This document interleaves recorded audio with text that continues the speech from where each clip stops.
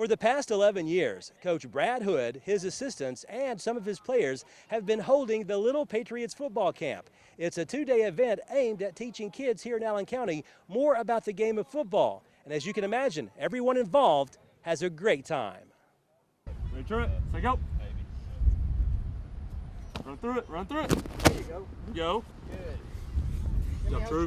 You know, it's just a little fun way to get involved with our youth league. We've got several of our youth coaches that come out and volunteer today, and then we've got my coaching staff, and then we've got our players who they make the camp. You know, because to be honest, these little guys could care less about Coach Hood.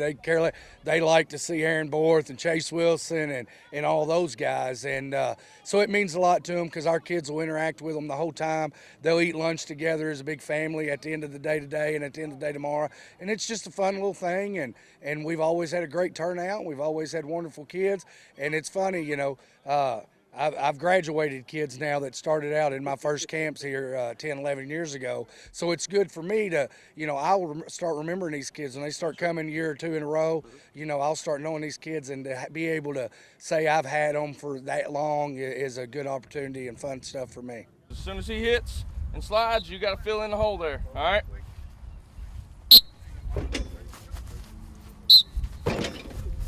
Well, I really enjoy being able to kind of connect with the kids because these kids could possibly be the future Patriots, and it's just kind of cool to be able to kind of see them at their lowest point kind of thing. What kind of things are you trying to teach them in this two-day camp? We want to always teach like teamwork, the ability to work with others, but we want to teach the fundamentals of football, being able to kind of run with the ball, catch the ball, throw the ball, anything that they think would be suited for them. Did you go to a camp like this when you were younger? I did. I came and we had a good time. We kind of act just about as crazy as they did, but we just had a good time. Do you remember some things maybe you learned from that camp that you have taken with you to your high school career? Well, I can always remember just being able to handle the ball, just kind of being able, as a young age, being put it in my hands, being able to kind of just feel it around me. That's something every high schooler needs to know. It's just fun to see all the kids out here having a good time and playing the sport that I've loved all my life. I remember coming out here as a kid, and it was just always fun to me. It's more about, it's more than the game. And what kind of things are you trying to teach the kids? Just simple techniques and stuff. I remember what helped me the most when I was a kid. I did a lot of footwork stuff at camp, and now my footwork is one of the best attributes I have. Do the kids ever get upset with each other, or do you try to play referee sometimes, that kind of thing? Yeah, they like to play tackle a lot. We try to keep them on a leash as much as we can. What's fun about it for you? What do you enjoy about this? Just the kids' faces every time they just make a good play. They see somebody clapping for them. You can tell they can't wait to be on the field one day. I enjoy it more than I ever would when I was a kid. I was never around anything like this, and I know they're enjoying it. And as far as your role in this camp, what are you trying to teach the kids? To have good leadership and sportsmanship. And how tough is that sometimes when maybe emotions get the best of them sometimes? When emotions get the best of them, they may get mad and quit, but as long as they keep in with it, they'll be fine. So you try to keep them under control, so to speak, I guess. Yes, sir. What do you like about it? What's fun about this for you? Being able to teach kids something I never got to be around. 3 lines, 3 players up front, and then fill in behind them. It's so funny because they're all nervous. My players are more nervous than anything in the first more, especially the young ones that hadn't done it before. 11 o'clock today, they're going to be out here diving for pat. They're going to be getting tackled by the little ones.